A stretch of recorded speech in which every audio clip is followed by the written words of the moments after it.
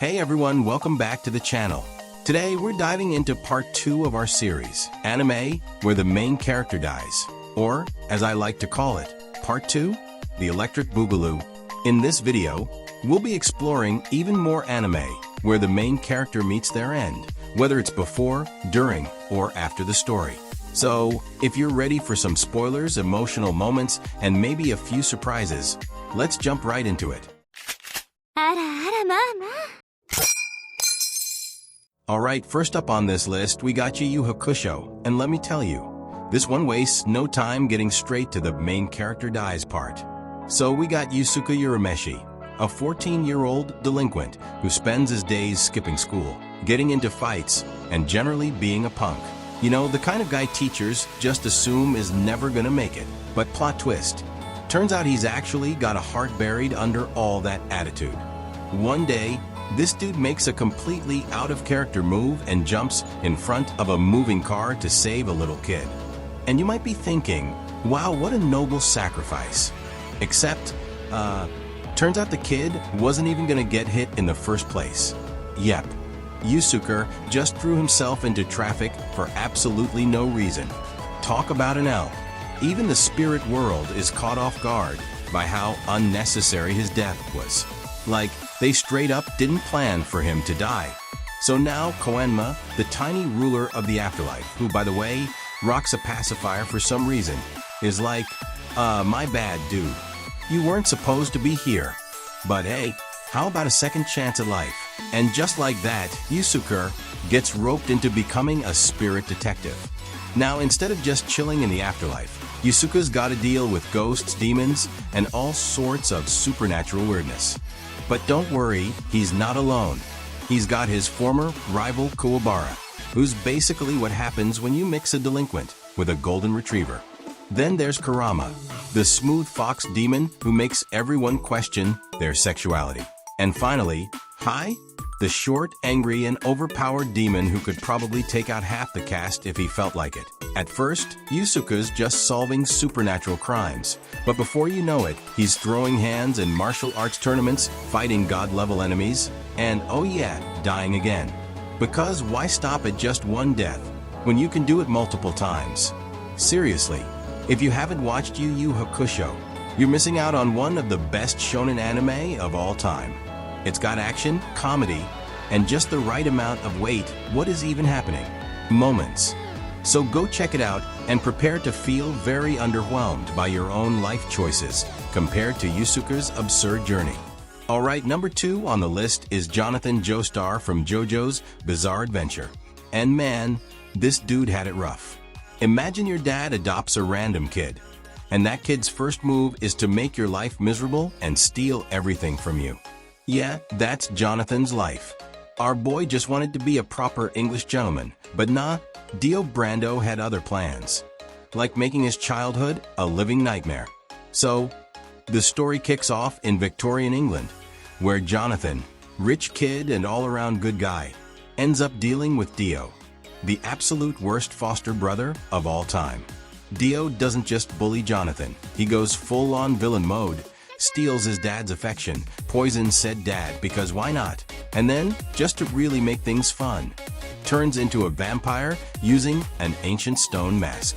Because regular family drama wasn't enough. Jonathan, being the gentleman he is, doesn't just sit around crying about it. He learns Hammon, this crazy martial art that lets you punch vampires with the power of the sun. And he goes full Monster Hunter mode to stop Dio's unholy reign of terror. And just when you think he's finally got Dio beat, guess what? Dio pulls a fast one. Fast forward. Jonathan gets married. Yay, finally some happiness. Hops on a honeymoon cruise with his new wife, and boom, Dio crashes the party. Except it's just his head. Yeah, that's right, dude lost his whole body, but is still out here causing problems. And what does he do? Tries to steal Jonathan's body. Because why settle for ruining someone's life when you can just take their entire existence, right? And then comes the big moment. Jonathan, despite being fatally wounded, pulls off one of the most noble anime deaths ever. Instead of going out screaming, he holds Dio's severed head in his arms, accepting his fate while making sure his wife escapes. Talk about going out like a true gentleman. Too bad Dio somehow survives again because apparently, being decapitated just isn't enough to stop him.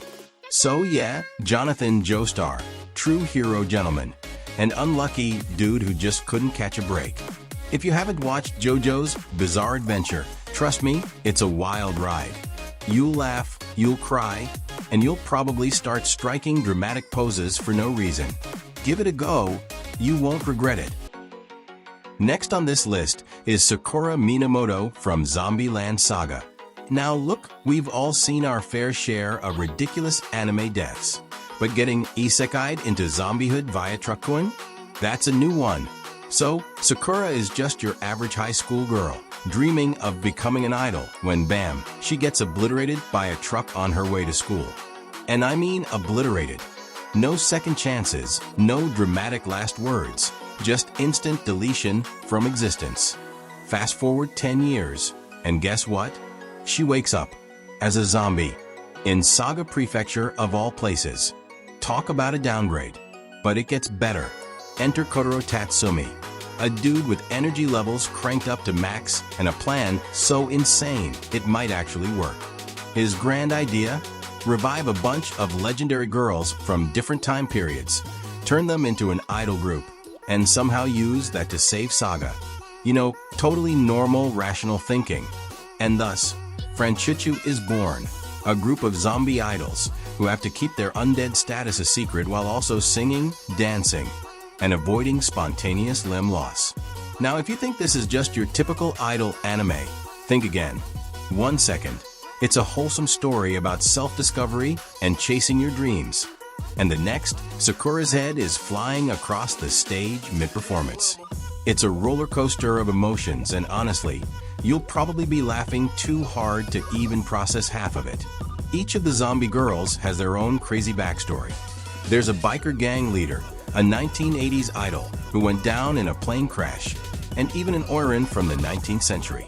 And let's not forget Tei Yamada, the only one who hasn't regained human consciousness, which just means she spends most of the show being a chaotic, groaning mess. Iconic. Also, fun fact, the anime actually has some banger music. Their song Atabana Necromancy even made it onto the Oricon charts. Yeah, you heard that right, a zombie idol group with charting singles. That's the power of anime. So yeah, if you want a show that takes idol culture, zombie horror, and absolute nonsense, shoves it into a blender, and somehow makes it work, Zombieland Saga is a must-watch. It's got heart, comedy, and most importantly, some of the funniest undead chaos you'll ever see. Alright, coming in at number 4, we got Full Metal Alchemist. Now, technically, the MC doesn't stay dead, but let's be real, if you get fatally stabbed, that counts, right? So boom, Edward Elric, a kid genius alchemist, loses an arm, a leg, and his brother's body all because he thought he could 5-minute crafts his dead mom back to life using alchemy. Yeah, bad idea. Their little experiment goes south real quick, and Ed ends up sacrificing even more just to keep his brother's soul in a giant metal suit. Talk about sibling loyalty. Fast forward, Ed and Al are now on a mission to find the Philosopher's Stone because, surprise, surprise, they want to fix their bodies. But it turns out the stone is linked to a whole bunch of dark secrets, government conspiracies, and some creepy, artificially made humans called homunculi. And these guys? Yeah, they're based on the 7 deadly sins because why not? Now let's talk about Ed's actual death moment. In the first Full Metal Alchemist anime, the 2003 version, not Brotherhood, Ed squares off against Envy, one of those homunculi I mentioned. And just when you think our boy is about to pull off some insane alchemy move, bam, Envy reveals he's actually Ed's dad's first kid. Yeah, plot twist. And uses that shock factor to straight up stab Edward to death. Like, not a little wow, not an oh no, I'm injured moment. Nah, my dude gets fully dead. And if that wasn't enough, in classic anime fashion, his brother Al goes full sacrifice mode, gives up his soul, and brings Ed back. Then, Ed does the exact same thing, dies again just to bring Al back. Like, I get it, you guys love each other, but this is getting out of hand. Now, if you're wondering, Fullmetal Alchemist actually has two versions. The 2003 anime, which kinda goes rogue with the story, and Fullmetal Alchemist Brotherhood, 2009, which sticks to the manga. And Brotherhood? Absolute masterpiece. Probably one of the greatest anime of all time, no argument. So yeah, Fullmetal Alchemist gives us one of the most dramatic anime deaths ever, only to hit the reverse button immediately after. But hey, it's still legendary. If you haven't watched it yet, go do it now. Just maybe don't try human transmutation at home. Alright, so we've gone through some wild rides in this list.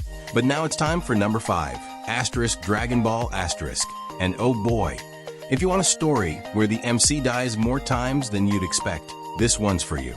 Now, before we get into the whole how many times Goku dies thing, let me give you the quick lowdown on Dragon Ball in case you've been living under a rock for the past few decades. This anime is about a young kid named Goku who spends his days in the woods, totally chill, right? Until a girl named Bulma crashes into his life literally, looking for these mystical orbs called the Dragon Balls. Apparently, when you collect all 7, you get one wish.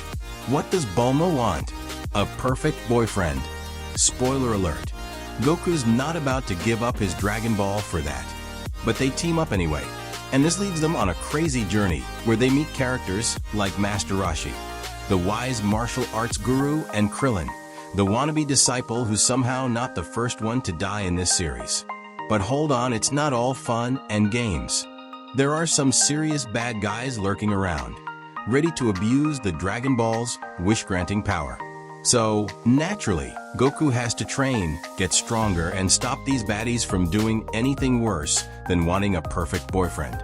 Now, Goku is one tough cookie, but the man is basically like a cat with 9 lives, except he's more like a fighter who keeps getting blown up, shot, or killed by some god-awful villain. Like, this dude dies so many times you'd think he's on a mission to beat death itself. First, in the original Dragon Ball, Goku dies trying to save the world by, of course, saving his loved ones. Classic hero move, right? He's killed by none other than his brother Raditz. And this sets off a chain of events that are more oops, I died again than any sane person would expect. Then we move to Dragon Ball Z, where Goku dies again. This time it's during the Cell Games. You know, that iconic moment where Cell decides the only way to win is to blow himself up and take the whole planet with him? Yup, Goku decides to teleport Cell away to King Kai's planet. And surprise, he dies. Again. Oh. And let's not forget about the alternate timeline where Goku dies from a heart disease, because why not? And nope, you can't even bring him back in that one because that's just how Dragon Ball likes to play with your heartstrings. But hey, despite the whole dying over and over thing, Dragon Ball is a cornerstone of anime history. Created by Akira Toriyama back in 1986, this series kicked off Goku's adventure to gather the Dragon Balls, encountering all kinds of characters, some friends, some foes. And it's got that classic mix of action, humor, and heartwarming moments. Seriously, if you haven't watched Dragon Ball, what are you doing with your life? It's an anime that blends martial arts, adventure, and friendship in ways that have influenced countless other shows and, let's be honest, pretty much the entire anime culture we know today. What makes Dragon Ball stand out, besides Goku's knack for getting back up after dying a dozen times, is the sheer impact it's had on global culture. From athletes to artists, you'll find Goku's influence everywhere. It's not just an anime, it's a lifestyle. The martial arts scenes are iconic, thanks to a mix of karate and kung fu. And the themes of perseverance, growth, and friendship hit hard every time. So yeah, Goku might die a lot, but that's kind of his thing. It's almost like he's the original MC who dies and comes back even stronger guy, paving the way for everyone else to do it after him. So, there you have it, folks. Number 5 on our list, Dragon Ball. If you haven't already, do yourself a favor and go check it out. It's a legendary series that'll make you laugh, cry, and maybe wish you had your own set of Dragon Balls to wish for a better life. Who knows, maybe you'll even get to see Goku die one more time. Alright, with all that said, that does it for this video about anime where the main character dies. If you enjoyed this, please leave a like, and if you want to see more, make sure to subscribe. If you have any ideas, thoughts, or opinions, let me know in the comments. Who knows, maybe you agree with this list, or maybe you don't. Or maybe you just want to say hi. Either way, I'd love to hear from you. Anyway, thank you for watching, and I hope you have an awesome day. Goodbye.